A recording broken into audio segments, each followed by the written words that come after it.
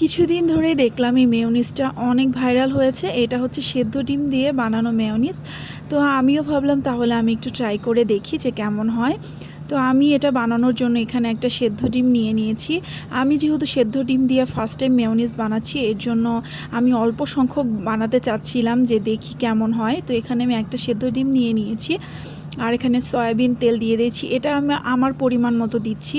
তারপরে গোলমরিচ গুঁড়ো, তারপর চিনি, লবণ, এরপরে গুঁড়া দুধ দিব। এখানে আমি 2 চামচ গুঁড়া দুধ দিয়েছি, কিন্তু আমি হচ্ছে গুঁড়া দুধটা পরে আরও বাড়িয়ে দিয়েছিলাম, প্রায় 6 চামচের মতো আমি দিয়েছিলাম।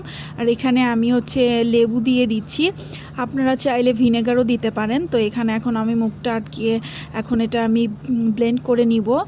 তো দেখি আসলে কি অবস্থা হয়। মনের মধ্যে একটু ভয় লাগছিল যে ফার্স্ট টাইম বানাচ্ছি, যেন ভালো হয়, যাতে মনটা খুশি হয়ে যায়। আসলে ফার্স্ট টাইম কোনো কিছু ট্রাই করলে যদি ভালো না হয় মনটা অনেক খারাপ হয়ে যায়। ফার্স্টবার ব্লেন্ড করার পরে যখন ঢাকনাটা খুললাম তখন মনটা ভালো হয়ে গিয়েছিল। তারপর আমি সামান্য একটু পানি অ্যাড করে আবার ব্লেন্ড করে নিয়েছি। তো ব্লেন্ড করার পর ঢাকনা খুলে দেখলাম একদম পারফেক্ট মেয়োনিজ হয়েছে। এটার ঘনত্ব বা এটার স্মেল বলেন এত সুন্দর আসছিল।